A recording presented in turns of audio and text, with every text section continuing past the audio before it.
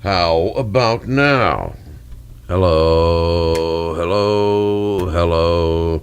Okay, that sounds good. That sounds good. How's that sound? That sounds really good. And I've got that up.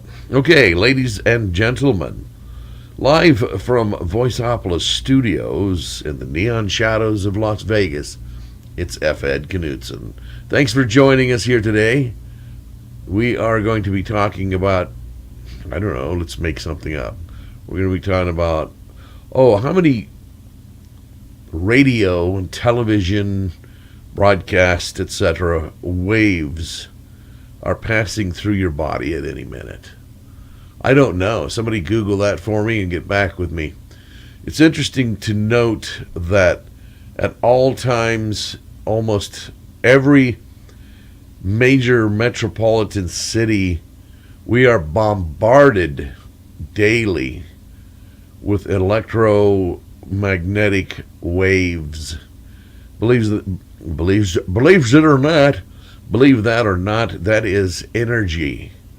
And so when energy through electromagnetic waves are passing through your body, there's got to be an effect, and it affects us. So it makes you wonder if the modern times people getting cancer, now some people don't get cancer and live in the same environment, the city environment, with all of the electromagnetic waves going back and forth through. But also, excuse me please, I'm getting over a chest cold.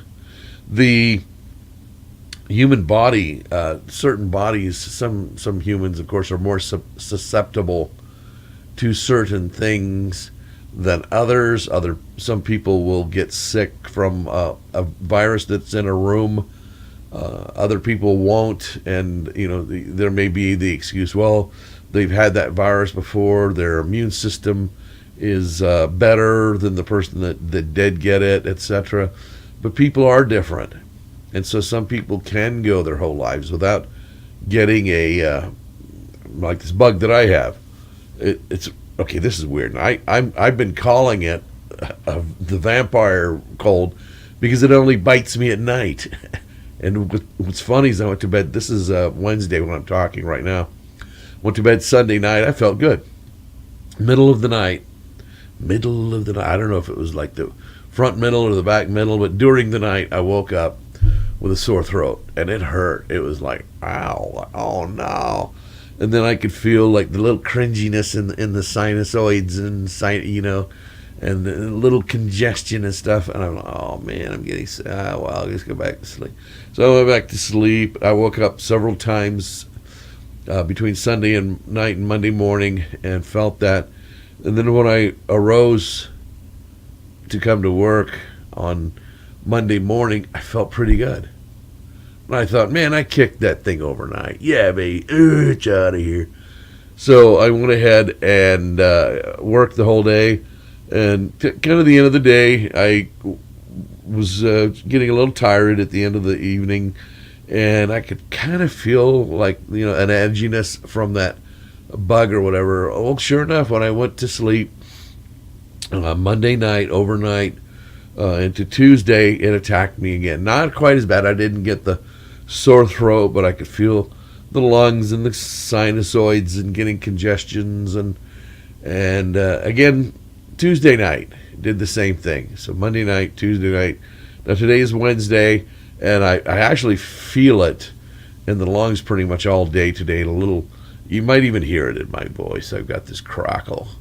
I sound like I don't know, I just aged 500 years, and I'm the 1,000-year-old man. But it's, I don't feel unpleasant. I just don't. As a matter of fact, I feel quite pleasant. Say, yeah, I feel pretty good. So, except there's a little tenderness in there, like when you've had a cold and it feels damaged in there, damaged, just slightly damaged in there in the tracheostomy. Well, I don't know those words. You medical students are going, oh, what he really means is, I don't know why he's saying it. Why even say something if you don't know what you're doing? Okay, all right. So this is a good long mic check. I'm looking for how many times I bounce up into the red when I get excited or talk loudly, and then sometimes when I talk quietly. And I may be talking about, I really feel bad that when I go out sometimes, and I don't realize by looking, I'm not looking down, and I don't realize I step on an ant or something, and then I hear this ow, from the poor ant that I stepped on, and then off in the distance, you can. I don't know if everybody else can you hear ants scream like I can, and then you hear way off in the distance there's little buddy ants going, oh no, I heard Phil, and then they're probably coming running, but they don't realize that this giant thing that's like 2,000 times larger than they are going by, they don't realize that was the monster that killed, poor little Phil laying over there squashed. And is anybody else? Am I the only one? Yeah. No. Okay, I see you out there in the audience. Yeah. You hear the ants too, don't you? Uh-huh. I'm not the only one. Okay. All right. I just wanted to make sure because, like, some people I've told this to think I'm kind of a little wacky. I did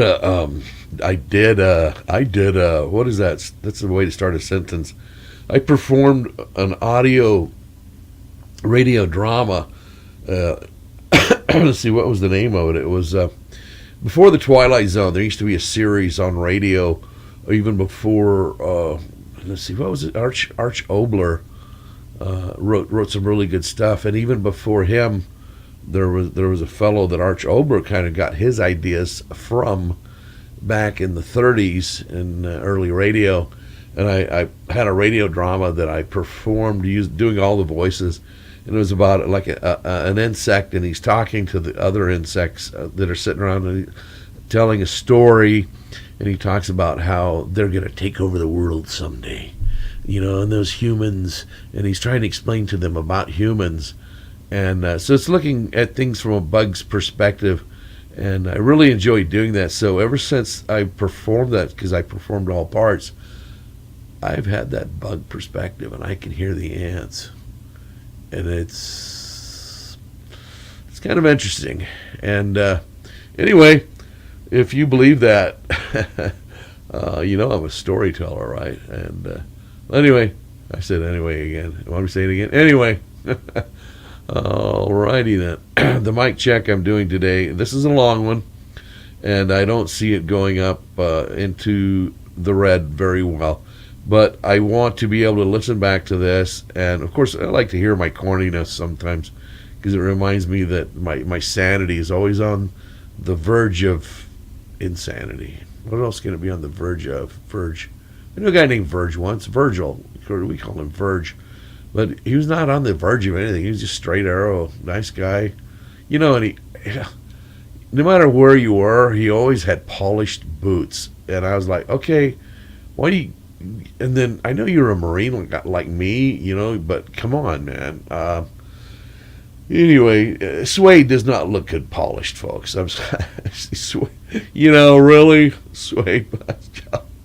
Oh, that Vert. Maybe he was on the verge of something. I don't know.